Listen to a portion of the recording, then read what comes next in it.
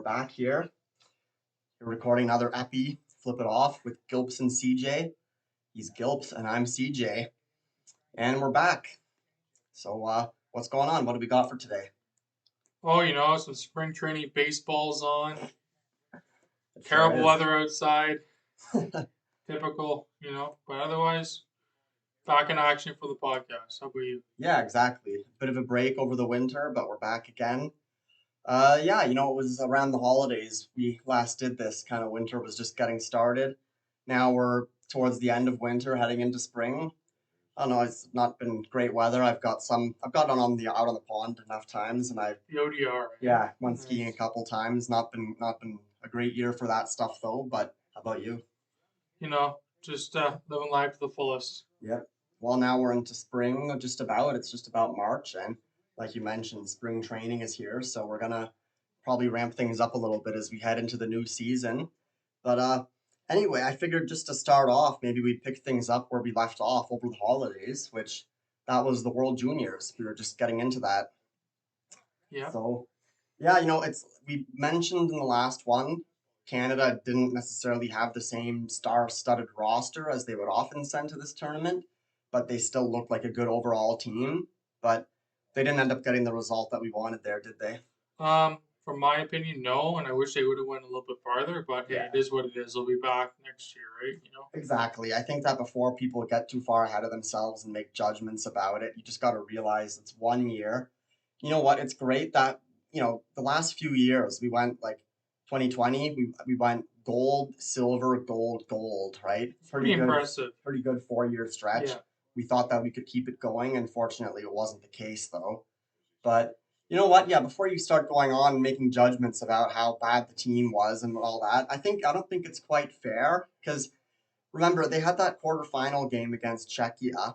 They were playing well for this whole second period, most of the third period. It evened out towards the end. Yeah. And then Czechia scores with 10 seconds left on that fluky goal off a defenseman. Honestly, like that was just a horrible bounce, and the game could have really gone either way. But because of that, they're the ones that moved on. Absolutely, yeah. So one bounce could have changed everything. And what I want to say about this is you go back to last year's team, 2023, where they won gold. It was a quarterfinal game, exact same situation against Slovakia. They were tied, and it went into overtime. Yep. And at that point, we didn't know if we were going to get past that game or if we were going to win gold. Yeah. But Connor Bedard ended up being the hero and scoring that beautiful overtime goal that we still see on the highlights to this day. Absolutely. But yeah, like let's say there was a different bounce. Maybe if Slovakia had have gotten a fluky goal late in the third period, Connor Bedard would have never had that opportunity because it wouldn't have gone to overtime. That's very true. So you just look at how one bounce could have changed everything last year. Luckily, it did go our way. This year, exact same situation. Who knows what would have happened in overtime? Somebody could have been a hero. The team would have come together and they would have gone on to win gold. Instead, the tournament's over. Yeah, that's a risky take too. Yeah. Right? Like, it happens. So as much as it sucks, I don't think that you can say it was a bad team. Like they didn't have necessarily the talent as other teams, but you could see some of the games that they played that they had the depth there. Like they had a well balanced roster, and I think that they were good enough. They just couldn't win in the game where it mattered. Which it was unfortunate, and they lost the preliminary round game to Sweden. That's what put them in that situation that they had to play Czechia. Yeah. But yeah, as for how the rest of that tournament went, I mean, I made a bracket for it, just like I did last year. Last year it was perfect. This year it was busted immediately when Canada went out. Yeah, can't win them all, right? Yeah, and exactly. Like, you know what? So this year, fine, we lost in the quarterfinals. It happened in 2019. Hasn't happened since until now. But all it means is that next year our expectations are high, right? You can't let that happen 2 years in a row. So you don't make it as far 1 year, then you bounce back and have a better. Especially if a lot of the players are coming back. Like this year, there was a lot of turnover. It was a whole new team. Yeah, for sure. They've got a lot of returners. And as for a coach, that's tough to manage too, right? Yeah. Like new guys coming in that you never really coached before. Yeah, exactly. Like there was only one returning player there. So it was kind of definitely a difficult situation. They were good enough, but they couldn't deliver. But yeah, I say next year our expectations are gold. Hopefully, if not, maybe a silver or bronze, but losing in the quarterfinals again would be unacceptable. Right. But yeah, as for this year, it's fine. It happens. Oh well. Right. But Learn from it. Move on. yeah. So after Canada was out, then once my bracket was busted, honestly, Sweden on home ice. I know we said the U.S. looked like a great team going in, but I was kind of hoping and thinking that Sweden would win it because Yeah. U.S. had an easy pool. They hadn't lost yet, but they played all these easy teams. So Yeah. I'm like, okay, they're going to go into the gold medal game all confident and full of swagger. Sweden, it's got all the momentum on home ice. They had a harder path to get there. They're going to beat them.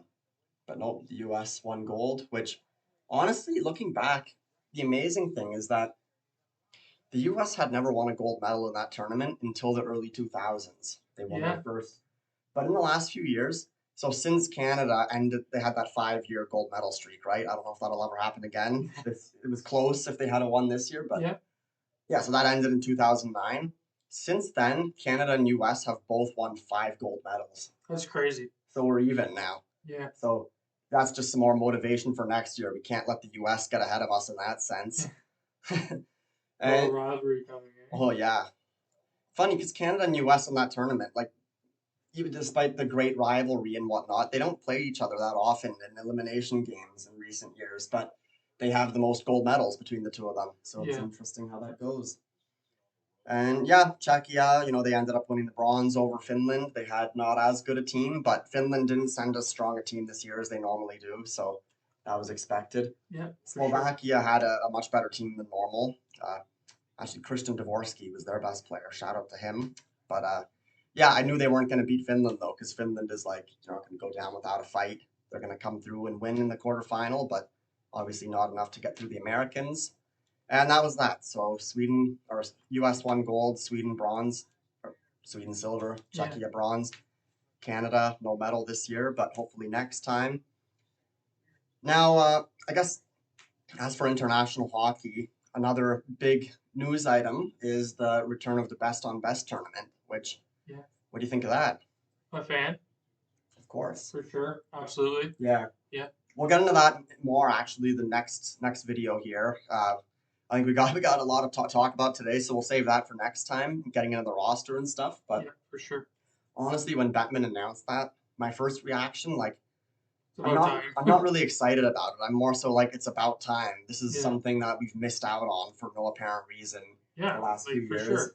It's all his fault. Yeah, honestly, there was no reason for it otherwise. And I'm almost not even getting my hopes up because it's like Yeah. you've been supposed to be NHL players in the Olympics in 2022, and then he pulls them out. Yeah. There's going to be some excuse this time where, it's good to see finally, hopefully, Crosby and McDavid can play together. But yeah, that Crosby, Bergeron, Marchand line that we talked about for like 8 years is never going to happen because Bergeron's retired now. Yeah. Who knows It's if tough. Marchand will be still around. That's very true.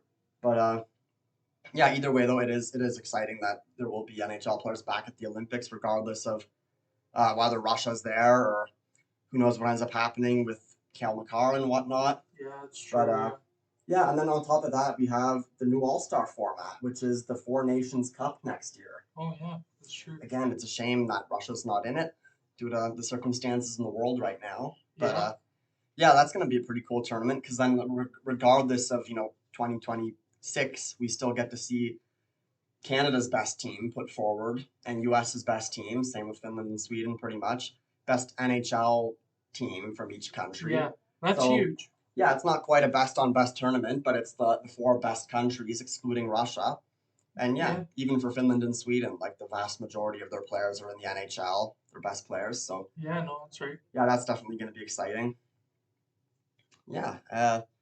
So anyway, speaking of the All-Star game, what were your thoughts on the All-Star game in Toronto this year? I thought it was good. I thought it was different. It was nice to have it here in Toronto, right? Yeah, it definitely made it better. Yeah, for sure. And I think the fans enjoyed it the most part too. Yeah. Not to say the players didn't, but yeah, I think they did more than normal. Yeah, so it was good. Yeah, I did have the opportunity to go actually on Right. the Saturday for the 3-on-3 tournament, but yeah, it was definitely way better than it's been in recent years. Yeah.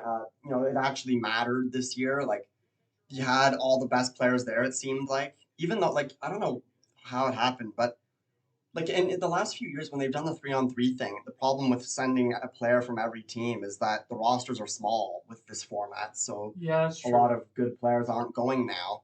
But this year it seemed like even though every team sent at least one player, it seemed like all the best players really were there. There weren't too many And it's more snubs. exciting when that happens. Yeah, that's what you want. Like it's the All-Star Yeah. game. Like it's not like some fans of some team are gonna watch it just because they have a player there that like the rest of the league or the rest of the fans don't care about. Like all fans want to see the best players Oh, there. for sure. And the skills competition as well, the way they did it was great. Like last year, it was like a coin flip. Like they just put random people in random Yeah. competitions, Exactly. and the way they did it, so it was like head to head. So McDavid goes 4 for 4 in the shooting, and Yeah. then ends up losing to Brock Nelson in the Yeah. final. It's like, how does the best player in the world go 4 for 4 and not win? And then Brock Nelson, who's like a complete unknown to most fans, wins it. This year it was so much better. Like all the best players were in the skills that best aligned to their talents. Yeah, and they got to show their talent. Yeah, they really did. And also, the money was a little extra motivation for them in that, Oh, for just sure. like in the game. Yeah. And also the fact that like it wasn't like they didn't make it so that every single player had to participate in something. They chose the 12 guys who they knew would be best in the skills That's good though. I competition. like that. Yeah. Honestly, like Matt Barzell was like the only outlier in terms of skill, but he was there for his skating, let's be honest. Yeah, And he did put up a good show riding with McDavid. Yeah, for sure. So yeah, I'd say all that was a success. Good having it in a market where it matters. It wasn't as gimmicky and as like stupid, for lack of a better term, as normal. Yeah.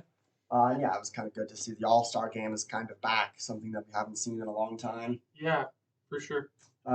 Anyway, so on that note, I guess we might as well get into the Leafs, huh? Yeah. So Dive right in. yeah, well, over the holidays, I mean, what's happened since then? A lot. It's been wild, right? Yeah, for sure. The Leafs all season, like they've been up and down.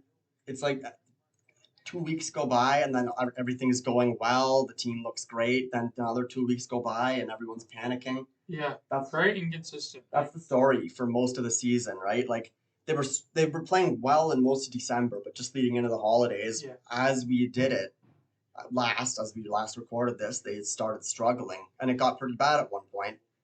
Then they went to California, where they had a very good road trip, right? Then in mid-January, they had that stretch against the Red Wings, Avalanche, and Western Canada, where they lost a bunch of games they shouldn't have. Yeah. But then right now, obviously, what was their winning streak at before it ended last night? 7 for 7.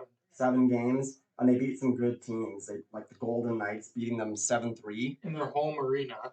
Yeah, Shows them something, right? they're really playing well. Yeah. Surprising in the absence of Morgan Riley, but Yeah, that's true. it's good that they're putting it together because they needed this. I mean, my goal for most of the season, like, it's like honestly, if the NHL's taught us one thing in recent years, it's like none of this even matters. Like they're almost if no matter what they do, they can't get past the first round or second round last year.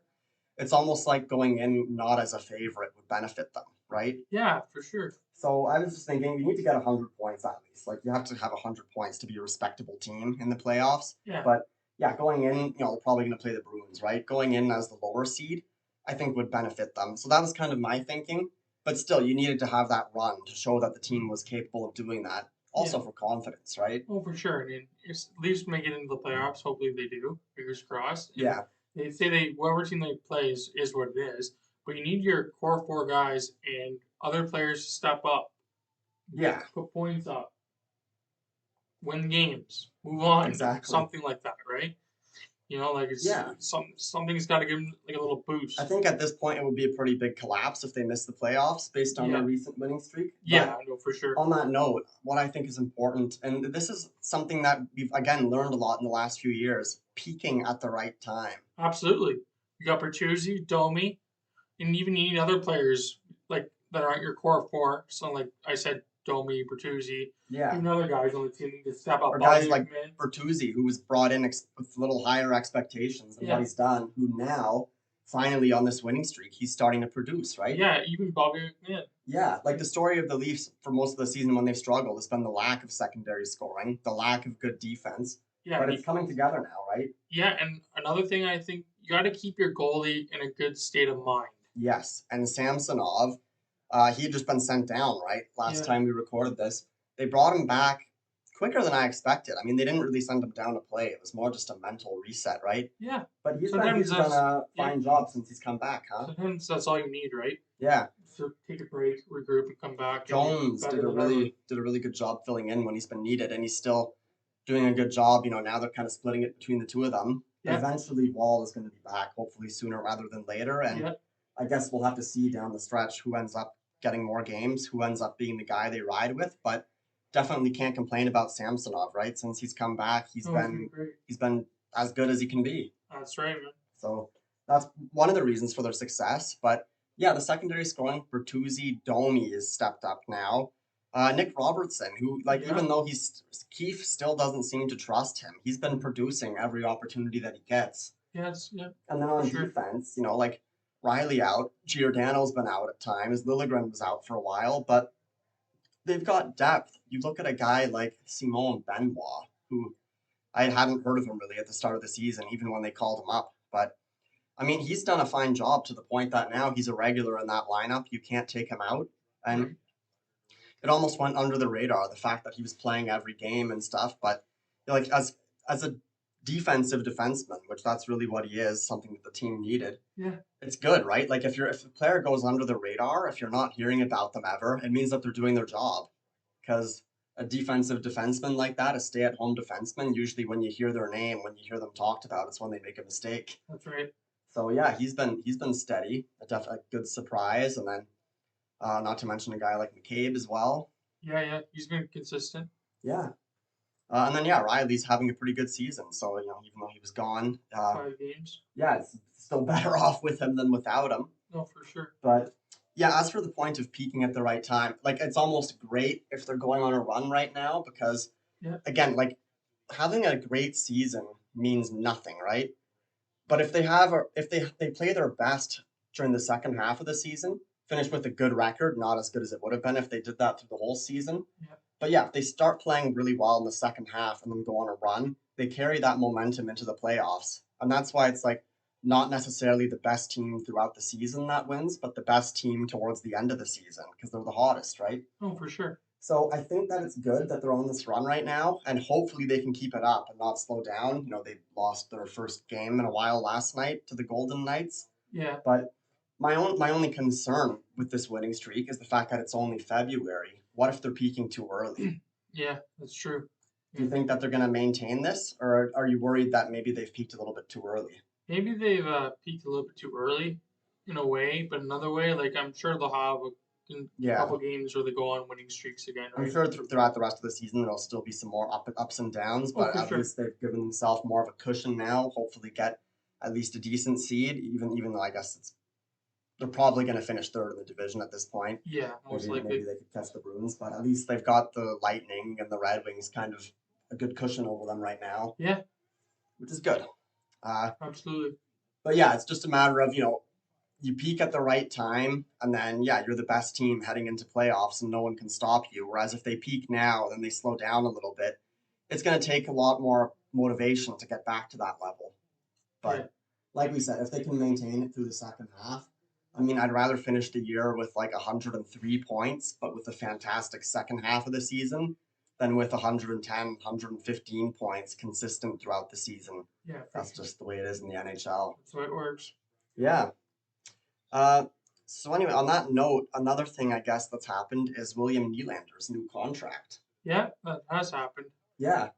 So, I mean, it's good. He's having a really great year. He slowed down for a few games there after he signed it, which he's a human. That's going to happen. Yeah, but of course. He's playing pretty well again now throughout this winning streak. Yep. So, yeah, I can't complain about him. He's been a great player, and honestly, like he was getting a pretty good deal on that last contract. It was horrible the first year where he held out until December, but then since then he's been actually getting quite a bit of value out of that. Yeah, absolutely. Yeah, it's good to see that he's back, and the salary cap will go up in the coming years. Not by much, but it does give them a little bit more breathing room. Yeah. Again, it goes to show their window to win is right now because they're all in on this team. Yeah. And the problems of secondary scoring, they're in that same situation. They have to keep bringing in new guys for the bottom six every year, hoping that they can produce because they'll bring in guys, they'll do well, and then they'll need to make more, and then they've got to get rid of them. Yeah. But I just think it's insane though how we got rid of Dubas, right? Yeah. And we talked about this. My understanding of why was he's put together a great team, but it just hasn't worked, so they need to move on and try something else, right? Yeah. Now, what's Tree Living done since he took over? He Nothing. kept Sheldon Keefe. He re-signed Austin Matthews, re-signed William Nylander. He's basically doubled down on everything that Dubas had done. Yeah, he's done nothing different. Exactly. Like, Yeah. not that I'm not complaining about it, the way the team is playing right now. Obviously, that's a little bit biased based on the recent success, but it's like, why did we get rid of Dubas if you brought in another guy to do the exact same thing? I can tell you why. There was an issue between Dubas and Shanahan. Yeah, that's all it was, honestly. Yeah. Dubas, for like the first time ever, was a little bit unsure about the team that he'd put together. Yeah. And then, yeah, Shanahan was just like, okay, fine, you're done. Yeah, like it's like a slap in the face when it really wasn't. Yeah. So you brought in another guy to just double down on everything that he'd done. Basically, I mean, if they do win a cup with Tree Living, basically he's going to get all the glory for what Dubas did. Yeah. But he just finished what Dubas started. Yeah, exactly. That's all he's done so far. And in fact, doubled down on it. Yeah, no, I shouldn't say finished, but yeah, double. And again, like the whole thing, like obviously the salary caps have gone up. Players make more than what they used to. But I just find it funny. So William Nylander with his new contract makes like about $3 million per year more than Sidney Crosby does. That's crazy. Crosby signed a really big contract back in like 2012 or sometime along there. So it's going to end after next year. But yeah, just to think that it's like we'd be better off in salary cap situation with Crosby. And you wonder with Dubas in Pittsburgh, what if you offered him William Nylander for Sidney Crosby? Yeah, I know, right? Like he'd probably do it. Yeah. Oh my God, I can get Nylander again. Yeah. Yeah, that's not going to happen, but that would just be nice considering that Dubas is there. Anyway, now before we move on from this, I just wanted to talk about Morgan Rielly and his suspension. Did you think that was fair? No. Neither did I. Not at all. Let's put it that way. There's a lot of different opinions. He's had no history of doing it in the past. He probably should have only got 2 games, but the idiot that's in charge of the suspension. George Peros. Yeah, that guy. Like he's so inconsistent when it comes to. Well, people have actually, right? I don't know. I'm not going to comment on these stats, but people have shown that the Leafs have been penalized like disproportionately compared to other teams since he took over. For sure, yeah. And they link it back to Colton Orr knocking him out. Oh, he smacked his face on the ice, yeah. Yeah. I don't know if there's any truth to that, but it's just kind of a funny coincidence. Yeah. But yeah, I mean, just the fact that, and people are saying like because it was the Leafs that it happened to, and a lot of fans of other teams just hate the Leafs and want to see them fail. It's like if it was any other team, if Rielly played for somebody else, there would have been way less backlash about it. Not only that, like he's had no history in the past. Why give him 5 games and a fine? And it was also like Ridley Gregg did something unsportsmanlike. Like as soon as he did that, I was like, oh my God, what's gonna happen? And then he gets cross-checked into the boards, and I was like, okay, yeah, that something was gonna happen. Now, obviously, Rielly definitely got him too high with that cross-check. Yeah. But that's why it's like, okay, maybe it was worth 1 or 2 games because he got him too high. But retaliation for that's kind of part of the game. You're not supposed to do. Yeah, and I can tell you, every guy in that locker room in the Leafs probably didn't mind him doing that. Yeah. In a way. Well, they didn't. But then, with of reason, course, right? Ryan Reeves saying, we need to make hockey violent again. And then but he's done nothing when it comes to the guys in the Leafs. He was out of the lineup for a while, but when he has been, like, if his presence was felt on the ice, then I guarantee you that whole situation would have been avoided because Ridley Gregg would have not done that. He would have known the consequences. Yeah, but Ryan Reeves hasn't done anything to help protect our guys. I mean, and right after that happened, he did try to pick a fight. To make himself look better. But yeah, like if his presence had been known earlier in the game and throughout the season, ultimately, with that reputation, I guarantee you somebody would have thought twice before doing that. Yeah. Now, like with Greg, I'm a little bit surprised because I didn't think he was that kind of player. I mean, I remember him from the World Junior team in 2022, which he was on the team when the tournament got canceled and then rescheduled. I don't think he was on the rescheduled team. Right, I don't think he was on the team for the rescheduled tournament, but yeah, like obviously a young guy, good enough to make the World Junior team for Canada. I didn't think he was like a goon or anything or a agitator, but I guess I'm starting to learn he's kind of maybe like a Marchand, which if he ends up being good, that's a valuable player too. Somebody that just pisses off the other team without doing anything Yeah. suspension worthy Yeah. and is also good. That's something to think about. Yeah. Yeah. For sure. And another thing with that actually is like as to what triggered him to do that. You talk about the fact that they're playing in Ottawa and it's like almost all Leafs fans in the building. So the Senators are winning finally. They're having a bad year, and then they're in their own building with their fans drowned out by the other team. And that might have been something that would have triggered them, just like icing on the cake of the win, piss off all the fans of the other team. Yeah. That might have been what triggered it. But Probably.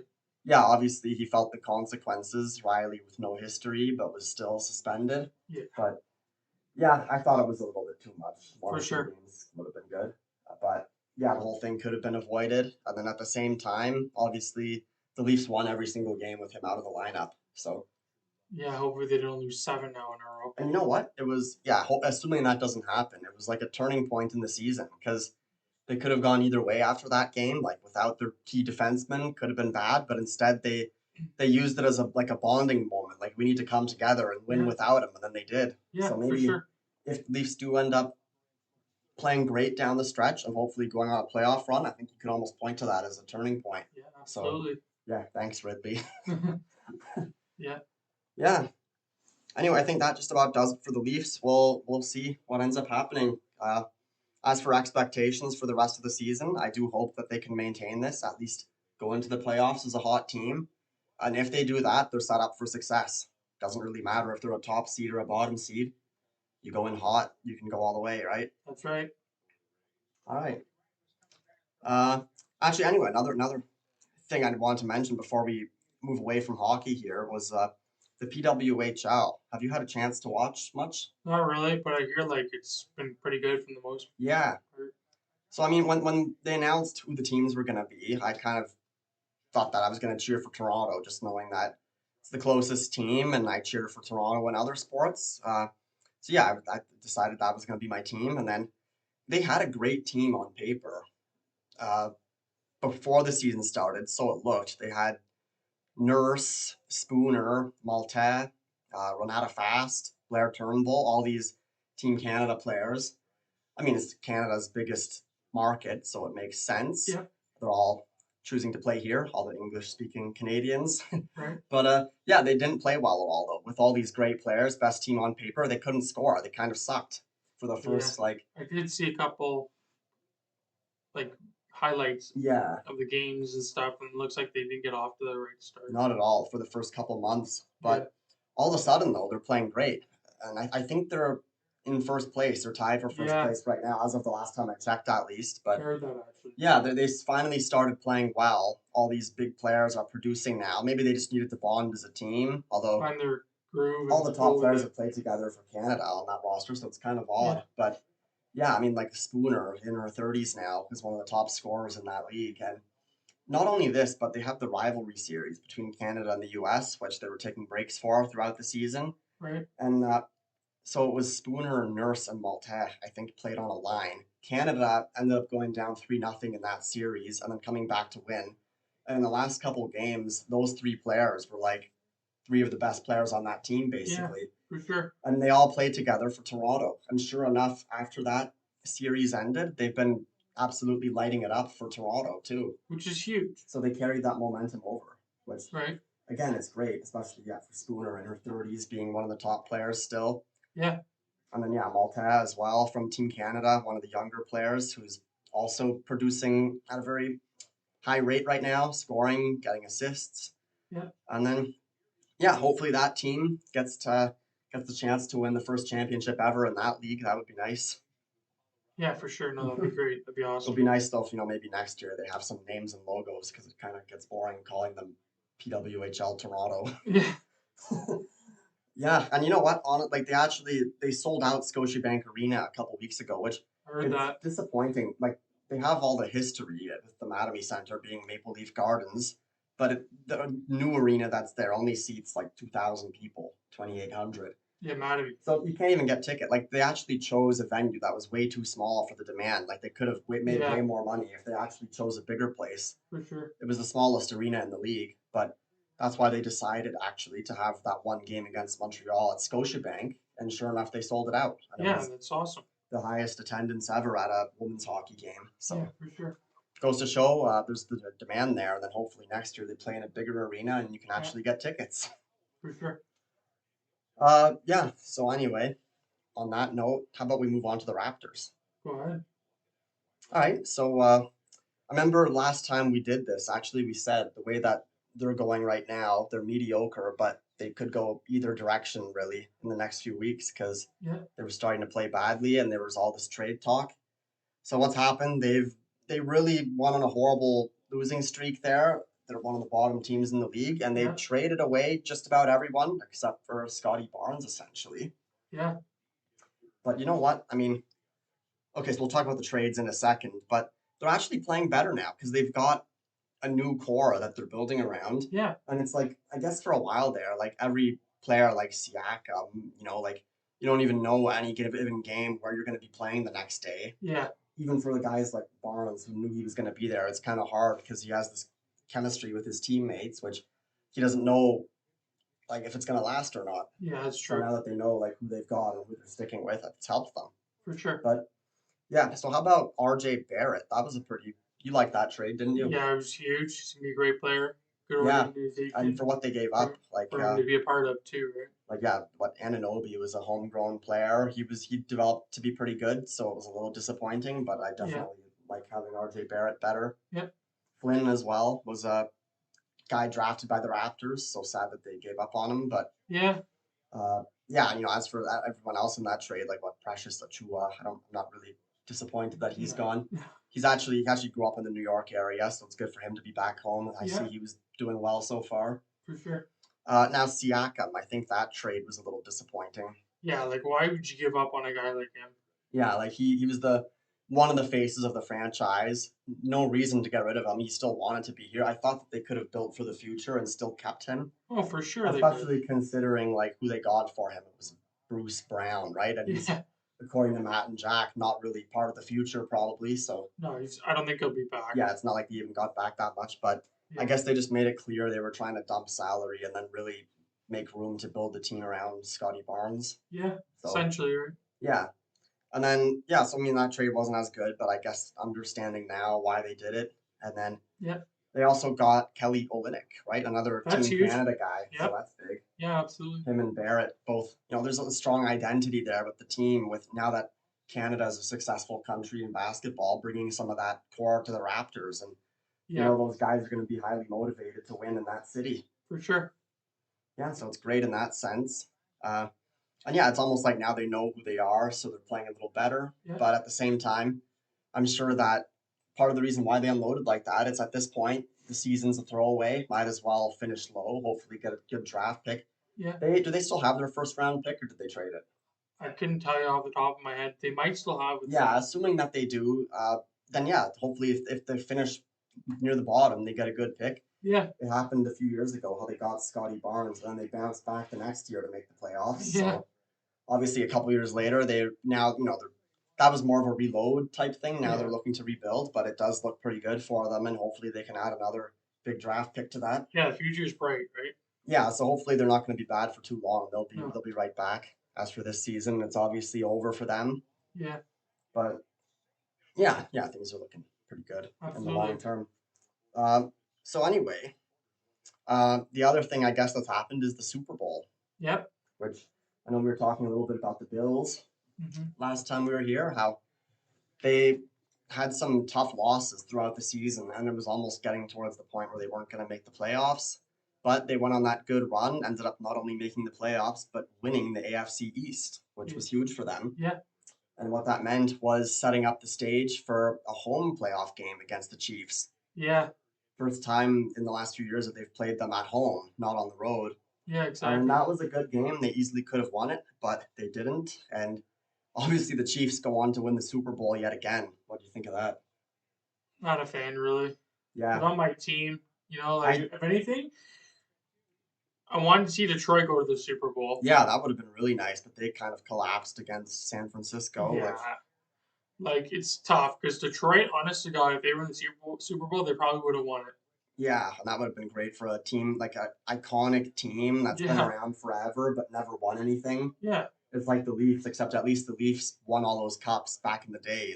yeah. The Lions haven't won anything. That's true. But yeah, so that would have been good for them. But yeah, the 49ers obviously had a great team. And honestly, Oh, for sure. I was cheering for them in the Super Bowl. Oh, me too. I didn't want to see the Chiefs win. Yeah, I cheered for the Chiefs the last couple times they were in it. But now it's like, okay, they've won it enough times. I want to see another team win it. And these guys look like a very good team. They have a good quarterback in Well, Purdy. So yeah, and they've been in that situation before too, right? yeah, so that was disappointing to see the Yeah, way that game ended up going. right. Not to mention the whole drama with Taylor Swift. I mean, Let's not get into that. yeah, nothing against the person, but No, like I no. just don't like that that's taking overshadowing everything. Yeah, for But sure. yeah, so that was too bad. And then as for the Bills losing that game, they had the chances to win. It was kind of sloppy. There was a lot of turnovers and stuff, but Yeah, they had the ball and were on a drive in that fourth quarter, looking like they were going to take the lead with the touchdown. But it's only fitting, of course, they needed like 4 yards on the second yeah, down, and then instead Allen starts trying to throw it to the end zone. yeah. That's not the way He you ended want to up play. settling for a field goal, and Yeah, then yeah, missed the kick. But right. yeah, Disappointing yeah. in And a as way, for like, but do you it's a think learning it's curve too, right? yeah? Do you think it's fair to like blame a kicker for a loss like that? No, Yeah, I agree. a I lot of mean, pressure too, right? yeah, it's easy to make fun of kickers in football because like it seems like such an easy job. Like they only play once a week and they only ever come on the field when they need to Yeah, kick. That's all they do. They and their kick a ball. quarterback Josh Allen was like, "Yeah, it's not his fault, but Yeah, when you lose as a team, not as an individual exactly. player, right?" And yeah, he knows that maybe if they could have moved closer to the end zone to make Yeah, it easier, or they could have gotten a touchdown. They were getting close. that's right. But yeah, as for a kicker, like again, it looks easy, like you're kicking a ball between two posts, and that's all you do, and you make good money to do Yeah, that. But put yourself in that situation. How easy is it? it's not easy at You're all. kicking an oddly shaped ball between two narrow posts from far away. And depending where you are too Yeah, like on the it's field. very hard to do, and you're expected to convert every time, basically. So it's Yeah, high pressure, it's a hard job, and that's why the best of the best in the world do it and make good money. yeah, At the same time, yeah, when you miss, like it people are sucks. gonna get mad at you and blame you, but you just got to understand that it's like a relief pitcher in baseball, right? Like Yep. they don't pitch all that often, not every game, and they only go one inning, but they're expected to convert every time. And then when they don't, it happens, That's but it. people tend to They're blame them. human, right? Like, Yeah.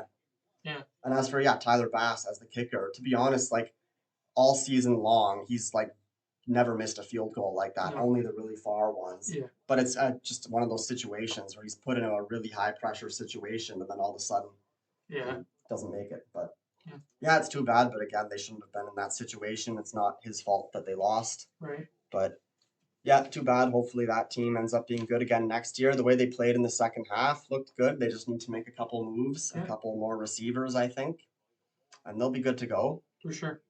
So on that note, why don't we talk about the Blue Jays a bit? Okay. It's heading into spring training here.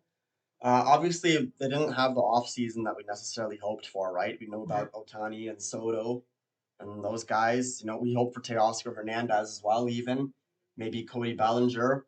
Did he resign with the Cubs? Yeah. I know he signed the other 3 year day. Yeah. deal, 80 million. So I think the team we have right now is what we're going to have heading into the season. Yep, I But agree. what we're really hoping for is for most of our guys to bounce back, right? We had a Oh, for lot of sure. down years. Bichette was good last year, but Springer had not what we expected. Guerrero definitely had a down year. Kirk took a huge step back from the year Yeah. before. Varsho was not what we expected him to be. You could go on forever, right? Yeah, and all the names and players you just listed need to have bounce back. Yeah, not even career years, but just average years for them. Yeah, they need to They'd have be a a bounce great back lineup, year right? this year now. Yeah. Mind you, if they can all have an average year, maybe a couple of them can have a career year. That would be nice. Yeah. But yeah, that's really what we're hoping for. And BGO, the way he got hot during the second half last year, maybe he's a guy that'll have a bigger role this year, right? Yeah, possibly. Even now though, Whit Merrifield's gone. Yeah, exactly. So he's gone, which I think we kind of expected it, right? I think he was a little disappointed that he didn't play as much in September and in the Yeah. playoffs, and he was very upset about the decision to pull Jose Barrios so early. Don't even get me started with So that. yeah, I think we knew that he wasn't going to come back, but I think a fine replacement is Isaiah Kiner Falefa. Yes and no. Yeah. Yeah. Little mix. Happy about that acquisition? I think if he lives up to the hype, it's a great pickup. But if he doesn't live up to the hype, it's a terrible I pickup. mean, like I know as a hitter, he can be streaky, but yeah, but his defensive, oh yeah, it's good. And he can play almost every position in the infield. And That's being like and pretty much an everyday player for the Yankees the last couple of years, you know that he's valuable and he can bring a lot. And again, every position in the infield, pretty much like he can be a good alternate shortstop option to give Bichette a rest.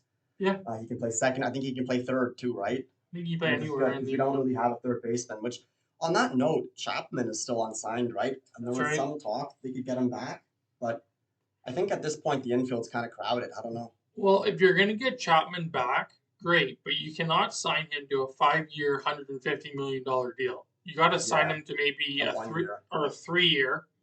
Yeah. 1 year meaning, let's see what you got, and then extend him if he has a lights out season, right? Yeah, exactly. And that's probably what he's looking at because he's a guy that last year started great, and then the way that he played in the second half was horrible, right? His defense is still very good. Yeah. It's one of the best in the whole league. So it wouldn't be the end. Like I kind of thought that the Blue Jays were done with him. I wouldn't be the end of the world if they bring him back. But what happens if Justin Turner, Espinal, and Kiner-Falefa get all injured? Yeah, I mean that's a lot of guys that have to get injured. I know, but you never know. It can happen. Yeah, because they can play so many different positions. Which that's the thing. We don't necessarily have an everyday third baseman this year. It's more so we've got a lot of very good defenders that are capable of playing third. Yeah. So I think that's kind of the way they're going to go. BGO showed last year that he can play well at third. Yep. Kiner-Falefa. Turner, who I think he'll mostly be a DH. He's more of a Brandon Belt kind of guy. Yeah, but he's still at his age putting up good numbers, right? So we'll see. Maybe he'll play third a little bit, but that won't be his main role. He'll DH. First. He'll play first a little bit probably, yeah. But yeah, that was another good signing too. I do think. Oh, I think so as well. And yeah, like we mentioned last time, they just re-signed Kiermaier. So the outfield, we still have Kiermaier, Varsho, and Springer. Yep. And yeah, BGO can play there occasionally. That's right. Davis Snyder was even taking some reps out there in spring training. That's good because now that Whit Merrifield's gone, you have Snyder in the outfield too. And it's good. You don't necessarily have like a fourth outfielder, but you have all these utility guys that can play absolutely. For sure. Yeah, in the infield we have obviously Bichette and Guerrero. And then the other three positions, BGO, Davis Schneider, Isaiah Kiner-Falefa, Justin Turner, Santiago Espinal. They have options. So they have a lot of options, and we'll have to see how it goes. Yep. I think as we get closer to the season, we'll be kind of making our mock lineups for how we think they should go. But right now, it's kind of hard to say. Yeah, for sure. So anyway, it's similar to last year, but maybe they've made slight upgrades. Some progress, for sure. In a little bit of areas. But more than anything, we're just looking for a bounce back year all around. Absolutely. From our hitters. As for the pitching, obviously they were great last year, and you hope that they stay healthy again. But I think they have everyone back really besides Jordan Hicks. Like everyone's pretty well. Yeah, back. That was disappointing to see Hicks gone, but we got everyone's still under Chad Green back. Yeah, that's true. Obviously Romano, Swanson, Meza, yep. Richards. Mm-hmm. Yep. So the bullpen still looks strong. As for the rotation, I know there was some talk about signing another starter. Even Blake Snell's name was in the mix. Yeah. I wasn't a fan of that because we have 4 solid starting pitchers. Again, there could be injuries, but those 4 guys, I think you've got to keep the 5th spot open for Manoah, right? Yes and no. Like if Manoah's not going to be like playing the best, say you sign Snell, but you don't want to pay him a ton and then he's terrible too. Yeah. Like you gotta. He's a guy that likes to complain. Yeah, for sure. And like Manoah, like it goes back to the days of Ricky Romero. Every pitcher goes in their slumps and bounces back. Yeah. Right. So to give up on Manoah is. I don't think you can give up on him. You can't. No. I know he actually looked like he had a rough start in his first spring training outing. He did. But again, we'll see. Like you gotta at least give him a shot. And then those would be our 5 starters. Again, if there's injuries, like we have a guy like Bowden Francis, right? Yeah. So there's him, Ricky Tiedemann. Maybe this is the year that he breaks in. That's true. And then again, Nate Pearson. I mean, I don't know. It's at this point he's probably more of a reliever, but we'll have to see what kind of role he ends up playing. For sure. But yeah, I think that they're fine with the rotation they've got. We'll have to just see how it goes. And otherwise, I mean, we're expecting a better year than last year, but it's hard to really set expectations at this point. Like last year, I was saying we want 100 wins. This year, when I do set my prediction, I'm probably going to have to be more realistic because I don't know if I'm gonna that's say going to happen. 95.